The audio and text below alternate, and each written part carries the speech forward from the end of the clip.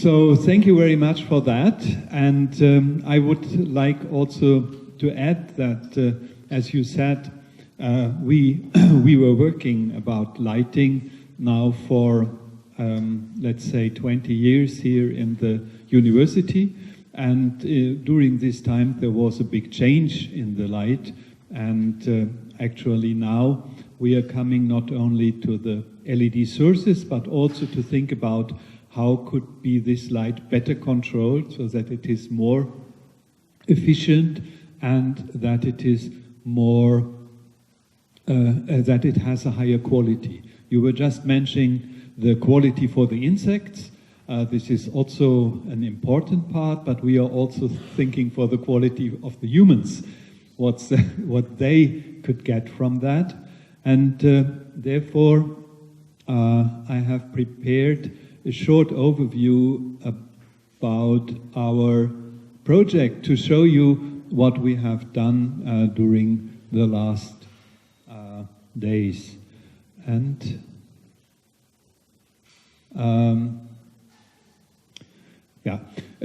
what we have done during the last years and during the last days. To start with the last days, we had in the last week the Licht Campus, and the Licht Campus was an interdisciplinary approach. We had artists, we had technicians, we had professors like from other universities and students from other universities from all over Europe. And there we were trying to find out what will be the role of the light in the future. And to reduce it to one point, besides the need to be sustainable, we were also finding that the role of the light in the future could be the communication. And this is also a result of our project.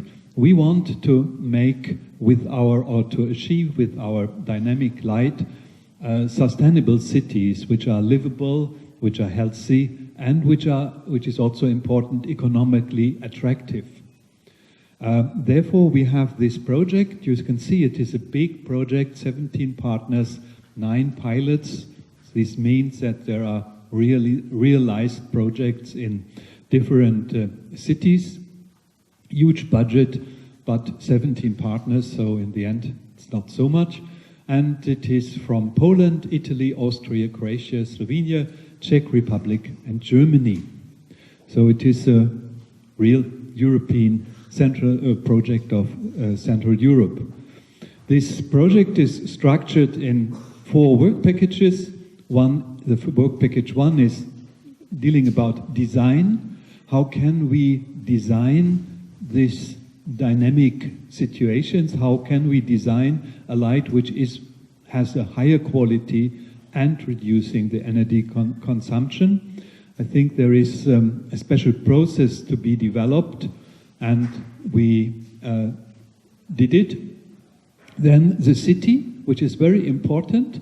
If you see the different actors in a city, then you can imagine that it is very complicated to bring in a new idea like dynamic light into this city, and also to think about lights. There are so many actors who want to decide, and how could be this structured. So therefore we are also developing strategies which are a little bit different in each country or which every partner, but we can learn from each other very good in these fields.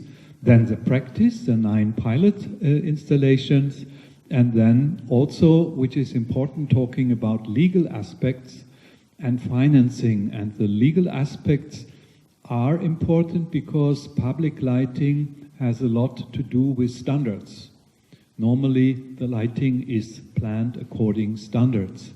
And so it seems to be that there is not so much, not such a wide range to change the light and to make it dynamic. And there we were working to see what is possible, and also we were working to find out what are the possibilities to change these standards, how to do this, and we are also in this field quite successful. You can see this is a huge project, and you can see all these outcomes and deliverables, no, the other way around, deliverables and outcomes we have to produce, and we have produced, and this project now comes to an end, and we are collecting all the things, and then we will also spread again this new knowledge. What is dynamic light? You know from your car that there are different possibilities you can choose, and to make the light adaptive to the situation which is needed. But the more expensive cars have the possibility to foresee what will happen. And this is also, I think, for dynamic light important, that the light which is needed is provided, and it is nothing which we have to ask for somehow. And therefore we need to understand possibilities how to find out that this light could be also proactive. And both together means that it is dynamic. And we have dynamic light. There are a lot of examples now all over Europe. This is an example in the Grotekerk in Emmen, where you can see here it is an inviting situation. The place is illuminated and people could come and go to the church. The next picture, it shows the importance of the church. It's important for orientation, but it is not really inviting anymore because there is no service, there is nothing inside the church. And during the night, it could happen that there is only a very little illumination needed, and only to show people driving or going around in the street where they are, and creating a certain atmosphere. Dynamic light should be social, economically and ecological, and then it will be sustainable and sufficient. It is important that we have to understand it is these three. It is not only that we want to save energy, we have also to provide the quality, other ways, and also economical effects. Otherwise people won't accept it. And when we want to have this good lighting, then we have to serve all these three aspects. Yesterday came out that there is a very important contradictory needs we have. One is the right of accessibility, the right of accessibility, so that we have to have the chance to have a beautiful surrounding, to have a light which is illuminating the street, where the facades are also slightly lit, and this is an interesting and nice atmosphere to go shopping and to be there. But we have also the right for darkness. And I think this is very often overseen, that also darkness is one of the rights. And Mr. Henkel was pointing out this yesterday, and I was really impressed to show the problem of lighting and the need of dynamic lighting in this very clear contradictory. So the right of accessibility and the right of darkness.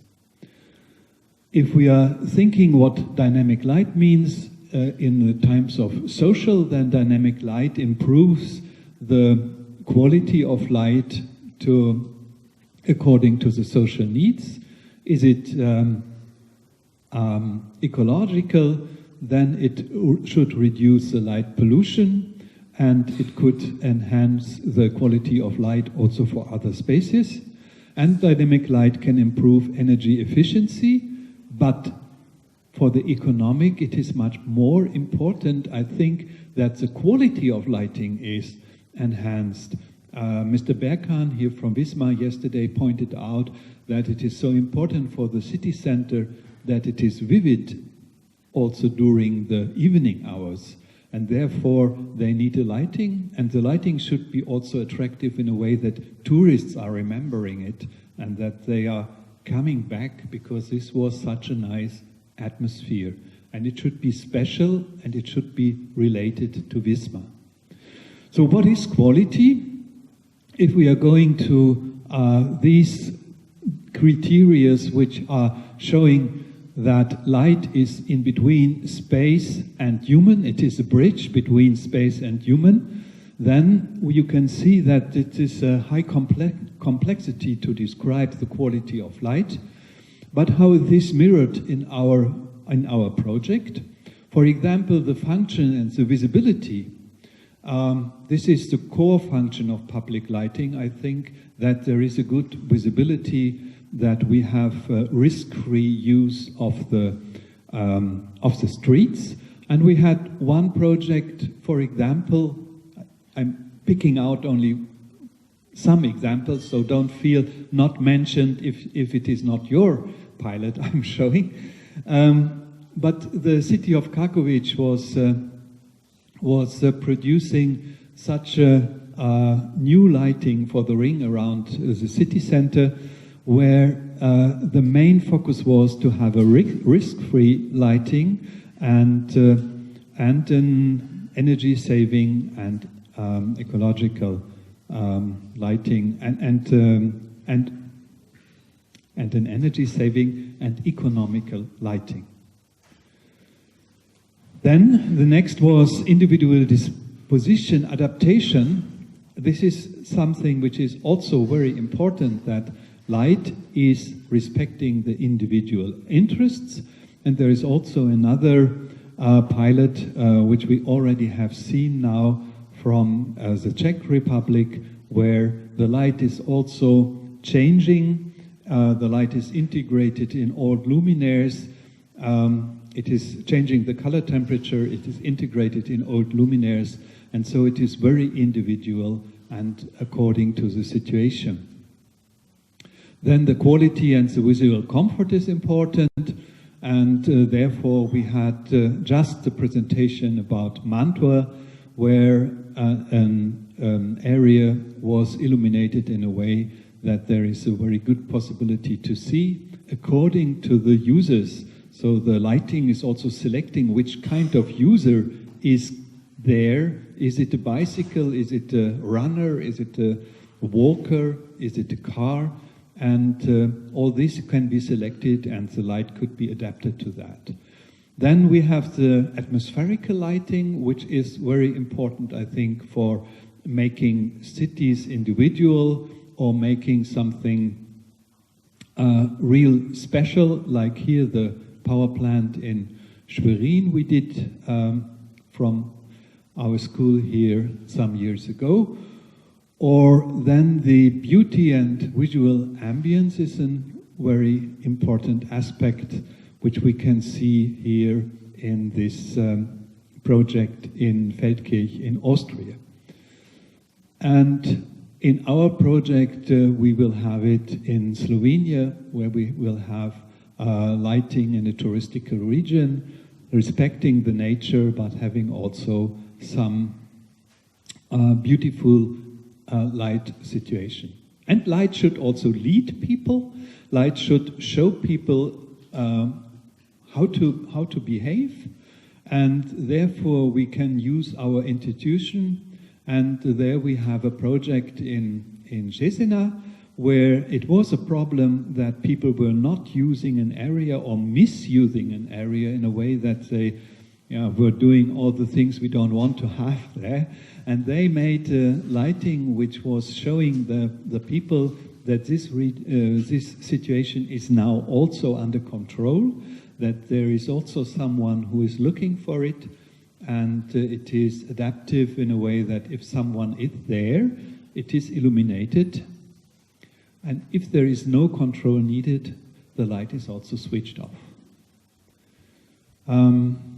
So the light has to be adjusted every time, which is very important. For example, in an office, the function is very important, and in a restaurant, it will be the atmosphere which is much more important. Another example for changing light. So there you have the facade, and then you have the night lighting, which is much more reduced. But what does this mean for digitization? If we are talking about digitization in a city, then we are talking very often about smart city and the smart city idea and the smart city concept. But what does it mean for lighting? Smart city does mean so many things. So there is a possibility to find the parking space, there is a possibility to measure, there's a possibility to reload your cars, and. All these things are summarized under smart city. But what does it mean for lighting? And for our idea is that it means for lighting that a smart city needs a good lighting concept. And the light should be not neglected, and we should use the data which are given from the now new digital world. We should use it to make the light more appropriate and useful. So, as I said in the beginning, the outcome of the Licht Campus was the future of light is communication. And why do we think that the future of light is communication? We were thinking about the megatrends. We were trying to understand where will the light or where will the city lighting, where will the society develop, and what are the ideas behind that? So we made a short research, and we found that one megatrend is design. So what people want is to have a special designed and very individual, clear solution. And this leads also to the next megatrend, which is individualization. Also this means that general solutions for lighting are not accepted anymore. People are bored of that, and what they want is to have an appropriate solution. The next is the individualization.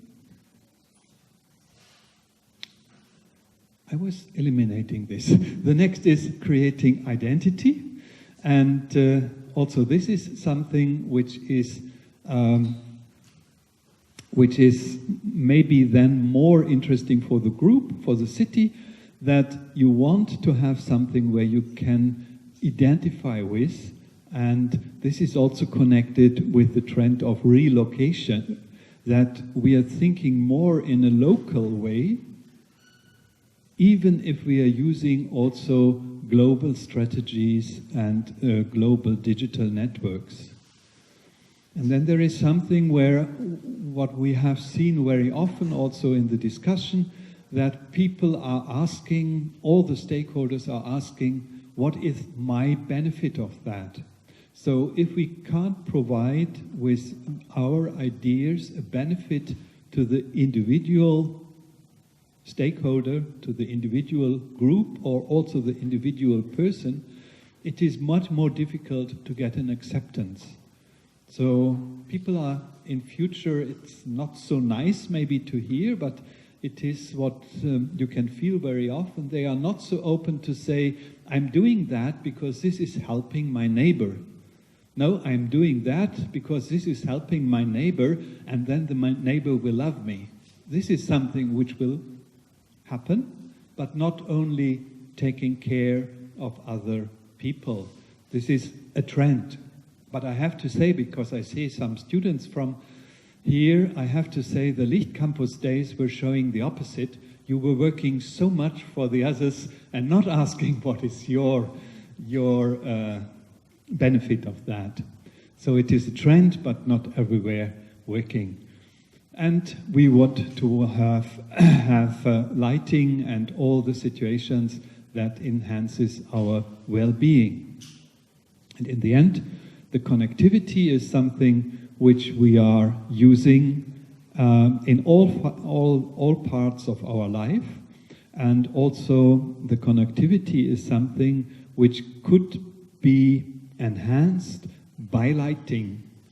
The connectivity could give the chance of better lighting, but also the other way, it could enhance the possibility, the good lighting could enhance the possibility of communication.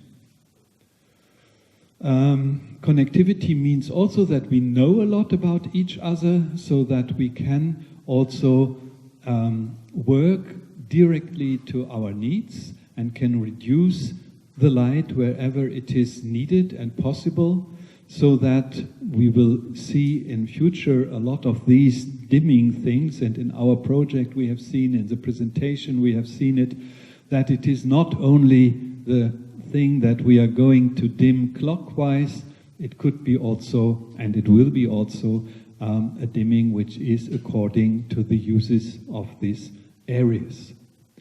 The needs we will have in our 24-hour society, and I think even in Mecklenburg-Vorpommern, where people say that at 10 o'clock people are not going out, I think it will be more and more that we have the need and the wish to use also the public space more and in longer time. Maybe not in every village, but also in the smaller and bigger cities in Mecklenburg-Vorpommern.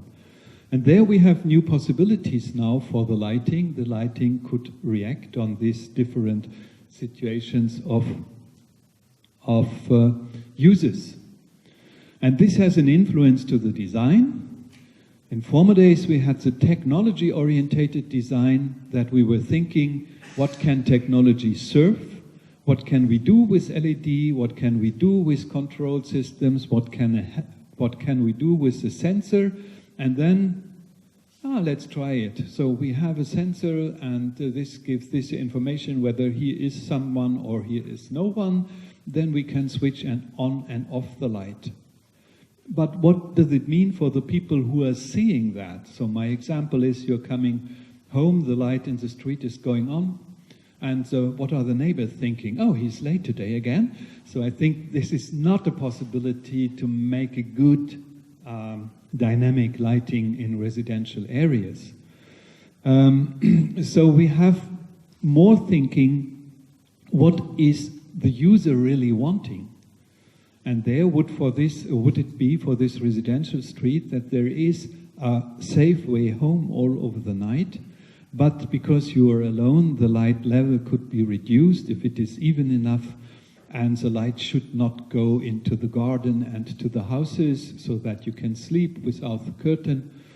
All these things could be realized, and in the evening or in the morning when the children are going to school, there could be a lot more light to make it safe than for this more intense use. And if you have this idea, then you can ask, what type of sensors do I need for that? Do I need sensors, or it's clockwise? Okay. And if I need sensors, what type? Is it like we have seen it in Mantua, a camera survey, where in detail everything is checked so that you have a very clear idea what happens?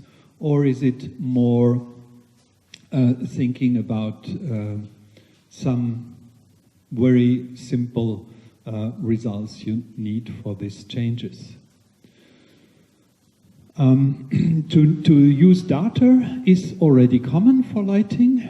To use data for knowing where luminaires are, for seeing the maintenance problems, and this is something what is already common. But what we need is that we are using also the data for understanding better the possibilities to enhance the quality of the light and to make it different over the days. Like this is a courtyard in Wismar we did some years ago in another Interact project. In some parts it is not, this is an example from Poland I think, but it is not only Poland. We can go also to Bad Doberan, where I'm living. No one knows where the luminaires are.